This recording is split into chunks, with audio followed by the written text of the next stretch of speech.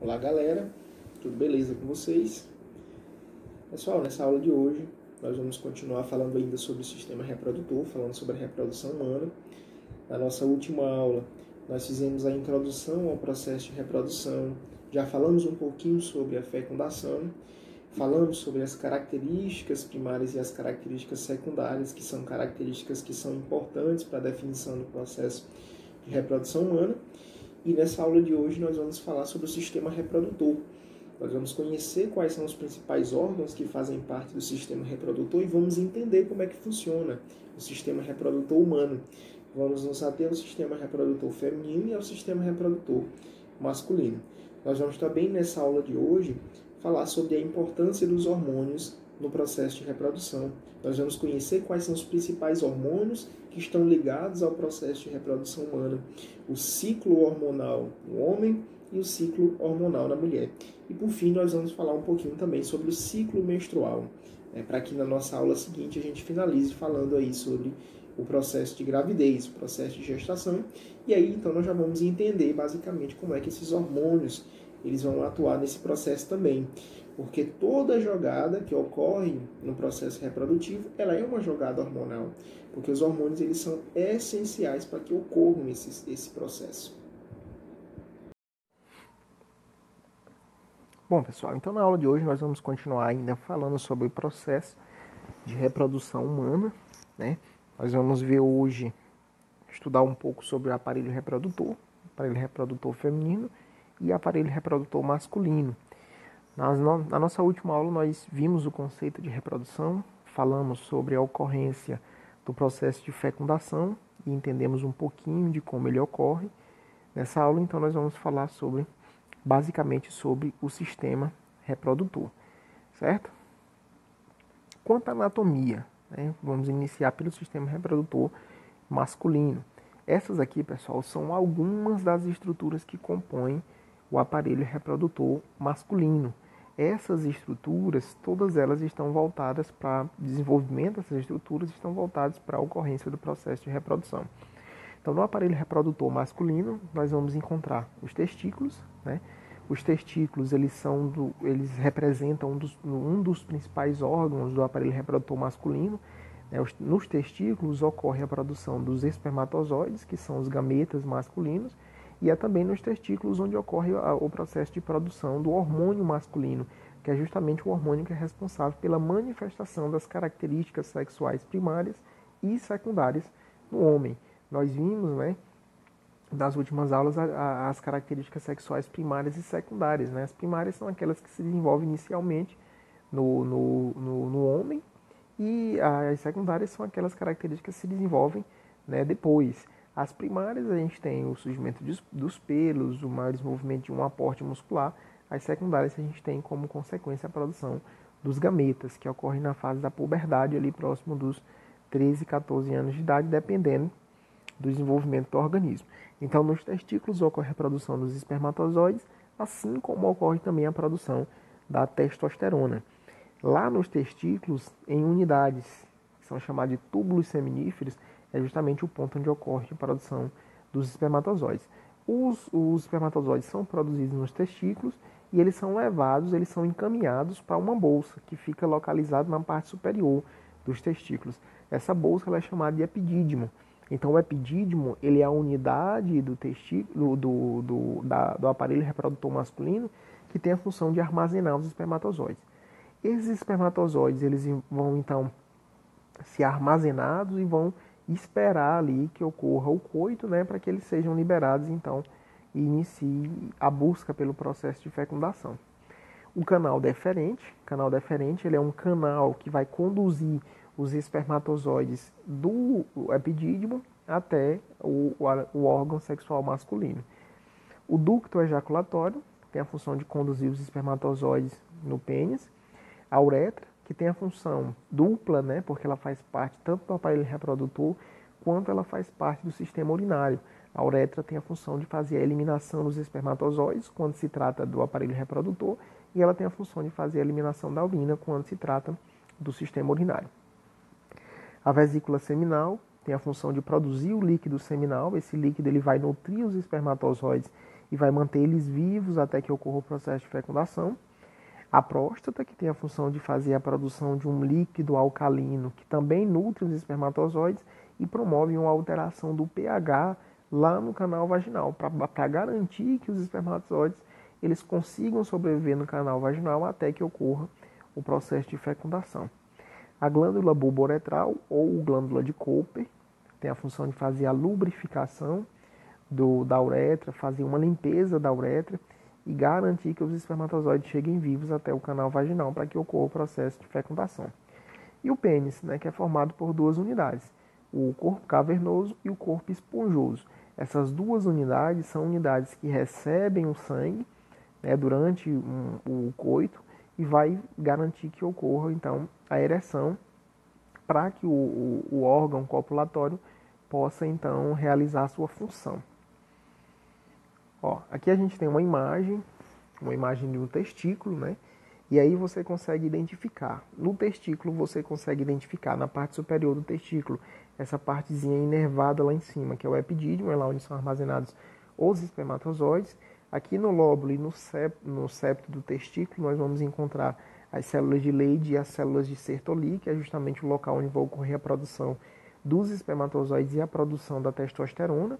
Então aqui dentro do testículo ocorre todo o processo de formação e de produção da testosterona, que é o hormônio masculino, e também de produção do espermatozoide. Porém, esse espermatozoide ele não fica aqui no testículo, ele vai ser armazenado lá no epidídimo. Do epidídimo, observe que ele passa para um canal, que é o canal deferente, e desse canal deferente ele vai ser encaminhado, vai passar, né, para receber o líquido da próstata, receber o líquido da vesícula seminal, até que ele seja levado até a uretra e expelido durante a ocorrência do processo copulatório. Ó, aqui a gente tem uma estrutura nessa imagem que demonstra bem a localização de cada um dos órgãos que fazem parte do sistema reprodutor masculino. Então, no 1, você tem aí o canal deferente. Ó, veja que o canal deferente ele conduz os espermatozoides do epidídimo, ó, até a uretra. Ele liga, então, o epidídimo, lá no testículo, com a uretra. E ele vai fazendo uma passagem, ele caminha, ele perpassa por todos os órgãos que fazem parte do sistema reprodutor masculino. Ele passa pelo 2, que é a vesícula seminal. A vesícula seminal libera boa parte do líquido seminal que, adicionado aos espermatozoides, vai garantir um fluido, né, de transporte desses espermatozoides. No 3 você tem aí a próstata, que também produz e libera boa parte dos líquidos seminais e tem a função aí de reduzir o pH do canal vaginal para evitar a morte dos espermatozoides. No 4 você tem o órgão copulatório. O 5 você tem o epidídimo, que é a bolsa onde fica armazenado os espermatozoides. No 6 você tem a glande, né, que faz parte do órgão copulatório. O prepúcio no 7, que também faz parte do órgão copulatório. No 8 você tem a abertura da uretra. No 9 você tem a bexiga, né, que já é um órgão do sistema urinário. No 10 você tem aí a presença de algumas vértebras. E aí você já tem do 11 até o 15 alguns dos órgãos do sistema digestório e do sistema urinário também. Certo? Então essa imagem aqui, ela demonstra, ela mostra pra gente aí a localização de cada um dos órgãos que fazem parte do sistema reprodutor masculino.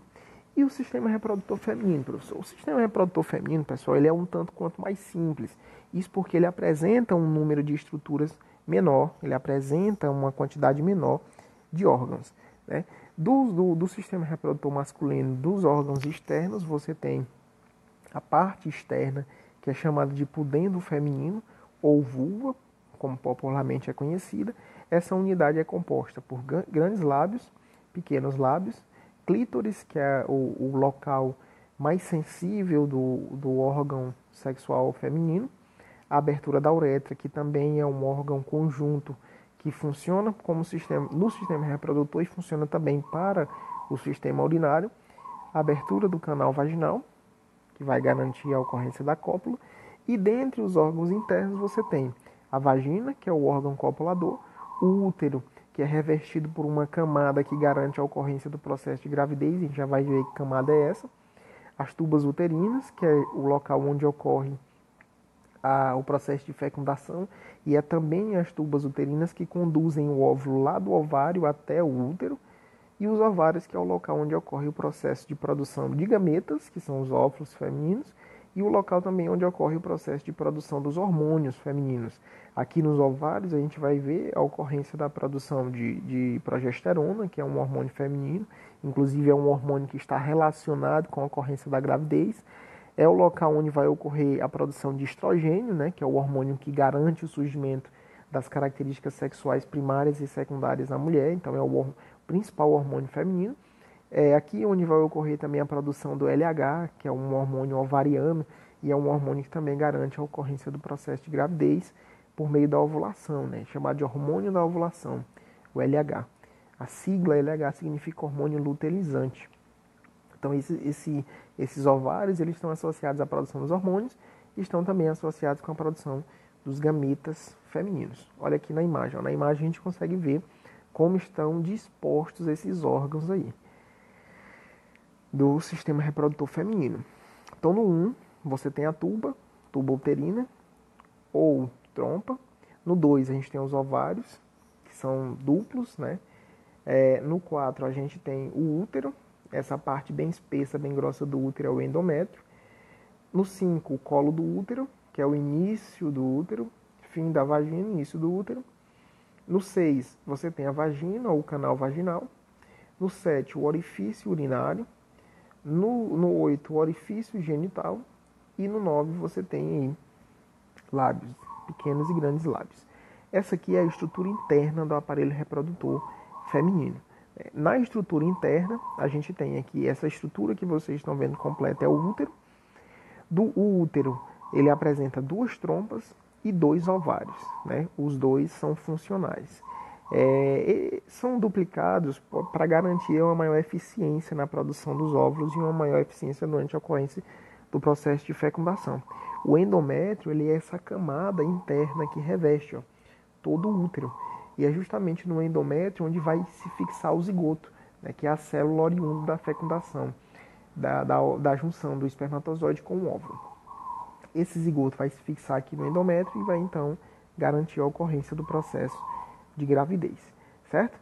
Então, pessoal, esses aí são alguns dos principais órgãos e agora a gente vai falar um pouco sobre o controle hormonal, né? Como ocorre a liberação de hormônios e como esses hormônios eles influenciam para que ocorra o processo de gravidez.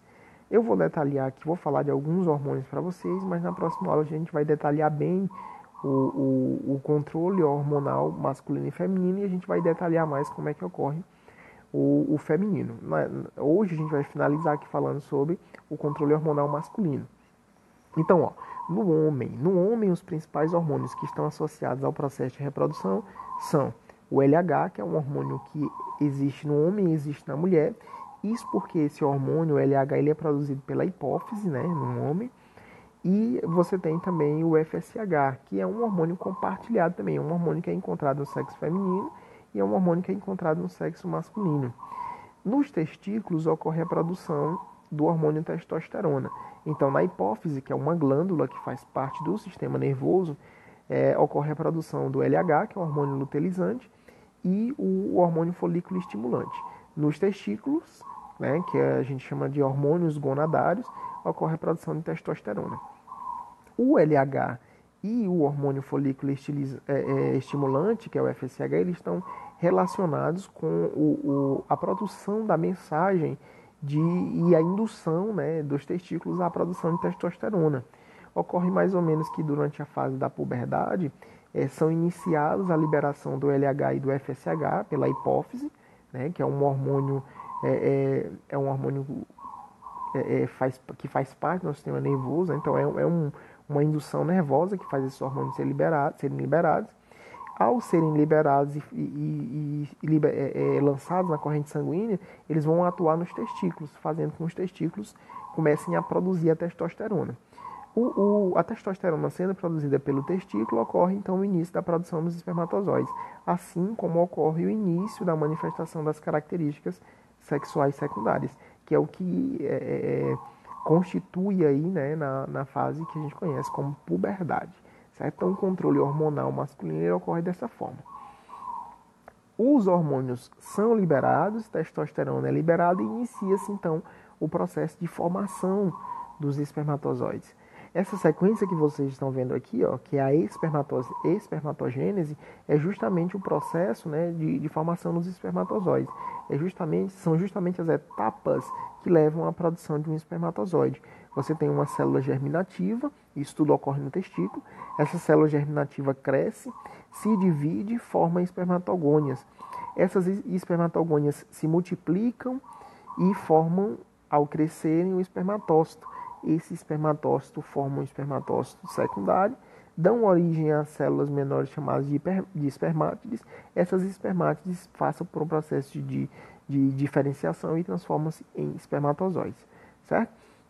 Então essa daí é a sequência de produção dos gametas masculinos. Tudo isso aí ocorre nos testículos e é mediado pela produção da testosterona, pela produção e liberação da testosterona, certo? Esse processo ele é um processo rápido, ele é um processo que ocorre de forma contínua e ele vai garantir então a produção desde que seja uma pessoa saudável, né, desde que seja uma pessoa que não tenha alteração nenhuma, ele vai garantir aí a produção e a maturação constante dos espermatozoides, ok? Então na próxima aula a gente vai falar um pouco aí sobre o controle hormonal feminino e vamos falar um pouco também sobre o processo de desenvolvimento do ciclo menstrual, certo? Então até mais.